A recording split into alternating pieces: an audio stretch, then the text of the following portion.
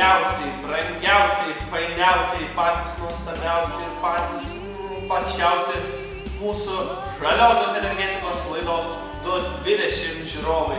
Su jumis sveikinasi laidos vedėjas Vėjas. Sveiki! Aš, Saulė, keliaudama per Lietuvą, stabtelėjau Anykščių krašte, kuris, mano žiniomis, sparčiai tobulėja žaliosios energetikos srityje. Žinok, mano kelyje pasimaišė akinančiai švytintys daiktai. Gal žinai, kas tai? Žinai, aš irgi kai lėkiau mačiau keistą objektą su trim besisukančiais sparnais ir visiškai neturiu nuomonės, kas tai galėtų būti. Gal tu žinai, kas tai yra? Gal pasiūdžiam po šį kraštą, pasižiūrim, kokių objektų jie čia prisistatė. Varo! Sveiki, šiandien esame prie vienos vėjo jėgainės ir daugybės saulės kolektorių, kurie yra pastatyti šalia Mačionių kaimo. Jie buvo pastatyti 2012 m. balandžio pabaigoje. Ir šią elektros energiją naudojasi visi kaimo žmonės.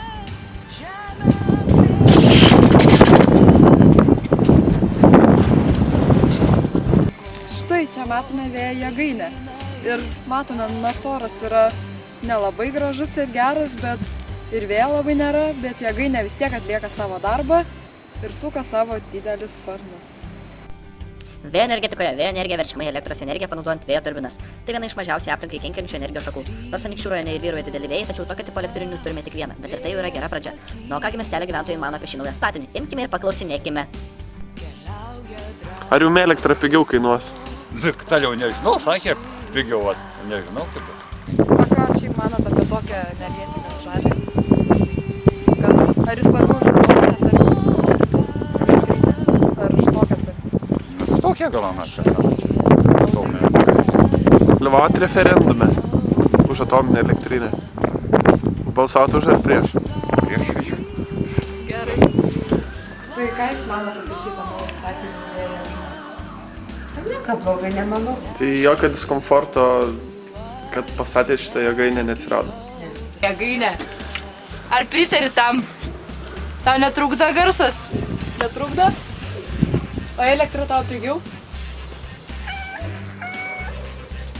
Jonai, bet kaip gerai, kad šio krašto žmonės suprato, kaip galima pažaboti vėją. Jo galite naudoti elektros energijos gamybai ir visai neteršiant gamtos. Aš sužinojau, Saulyt, kad ir tave įvertino. Per šiuos metus Anykščiuose išdygo 6. Taip, 6! Saulės fotoelektrinių parkai. Labai džiugu, kad žmonės išmoko įdarbinti ir saulę ir pasigaminti iš šios elektros energijos. Kaip šaunu! Taip šaunu! Na, o dabar, vaikai, keliausime į Anykščių miesto baseiną, Bangelę, kur ant stogo yra fotokolektoriai. Ant stogo esantis fotokolektoriai yra patys didžiausi Lietuvoje ir jie šildo baseino vandenį. Ar tai tiesa ar ne? Keliaukime į baseiną Bangelį ir įsitikinkime. Neseniai atnaujintas Anykščių uždarasis baseinas Bangelis nuo šiol sunaudos mažiau įprastinės elektros energijos. Ant jo stogo sumontuota saulės kolektorių sistema. Bangenio sumontuota saulės kolektorių sistema – tai didžiausias toks įrenginys ant stogo Lietuvoje. Saulės elektrinė sudaro 65 saulės kolektorių moduliai, kurių bendrasis plotas yra 165 kvadratiniai metrai, o galingumas 120 kW. Saulės pagaminta energija šildys baseino pagrindinės 750 kubinių metrų talpos vonias ir dušams naudojama vandenį. Alternatyvi energija padengs apie 30% vandens šildymo išlaidų. Dalis saulės gaminamos energijos apšvies lauko reklamą ir baseinos teritoriją. Nors šios elektrinės kaina yra didelė, tačiau anot pašnekovų svarbiausia yra tausoti mus supančią aplinką.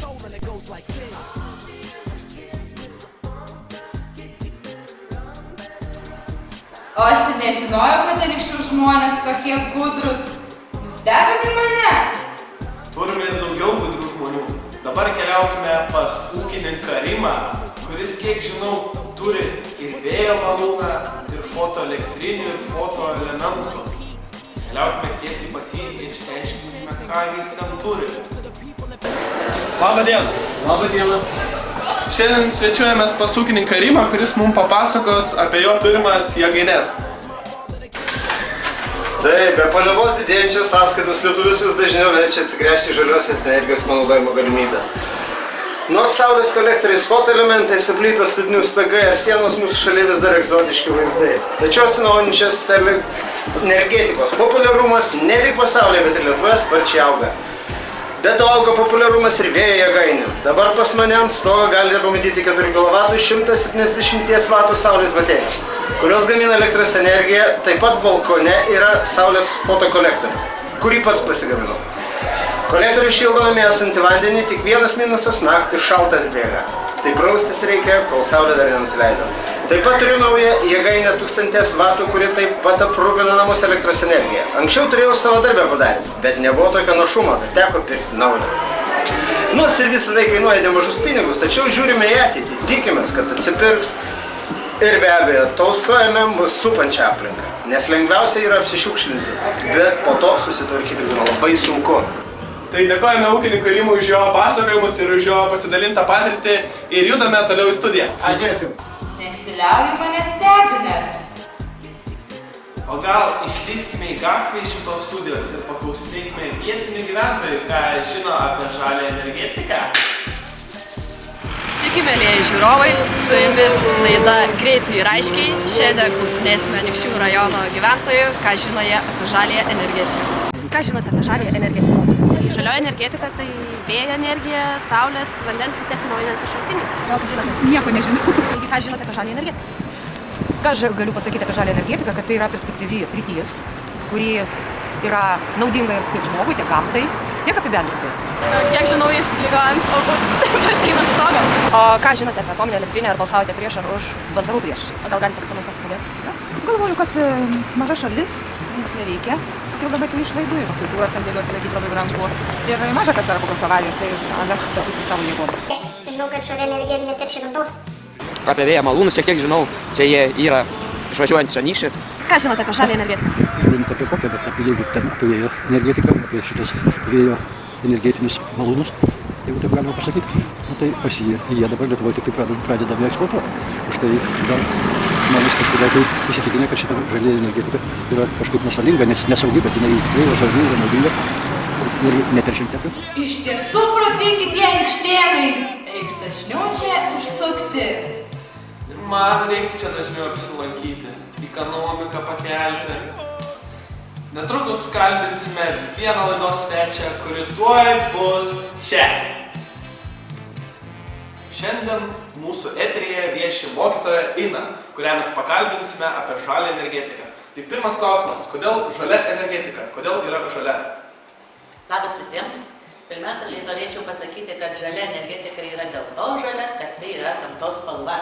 Ir paimta energija iš gamtos dažniausiai būna labai švari ir visai neteršia aplinkos.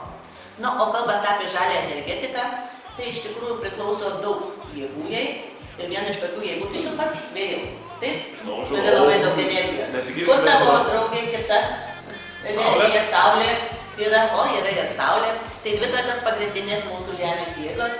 Turime mes jau aišku ir daugiau šitų jėgų. Tai galėtume paminėti ir potvinių energiją, ir atoslūgių energiją, žemės viduje esančią energiją. Geoterminę. Teisingai vėjau, kaip tu viską žinai. Taip. Tai šitos energijos rūšys dažniausiai yra labai švarios, bet turi dar priedą labai daug jėgos. Tai jeigu žmogus išmoks ją panaudoti savo reikmėm, tai aš manau, kad pasaulis taps tikrai daug švaresnis.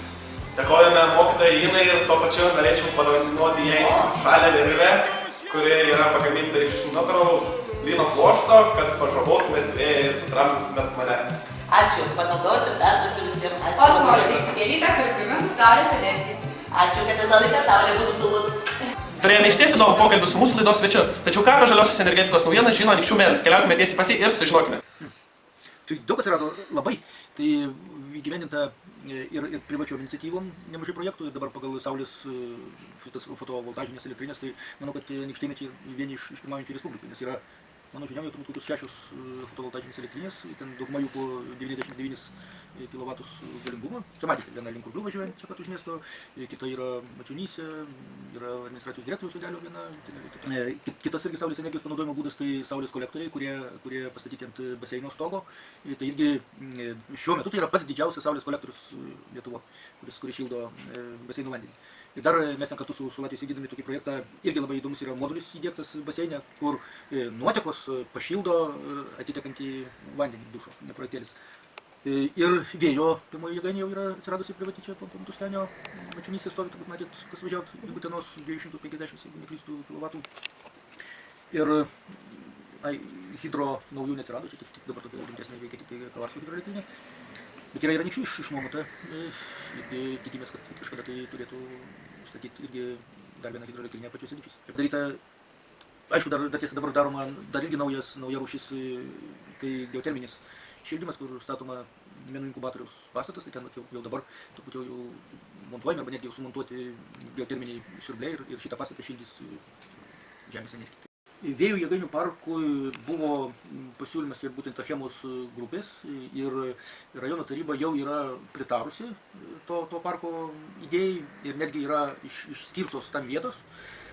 Dabar Achema jau ten vykdo, tiksliau toks dukterinės Achemos įmonės jos vykdo projektavimo, tiksliau prieš projektinius darbus, jie turi susitarti su ūkininkais, su žemės savininkais dėl ten žemės nuomos išpirkimo ar kažkokių kitokių dalykų. Ir tai būtų, jeigu ten viskas pavyks, sakykime, tie derinimai, susitarimai, tai ten turėtų atsirasti galingas parkas, kokių, man regis, iki 30 net didžiulių vėjo jėgainių. Ačiū uždėmesi! Šypsena tai irgi energija. Nepamirškime šypsotis vienas kitam ir taip pasikrauti energijos visai dienai. Na, mūsų laida artėja į pabaigą ir... Sveikinu! Aterte saulė! Aterte vėjau!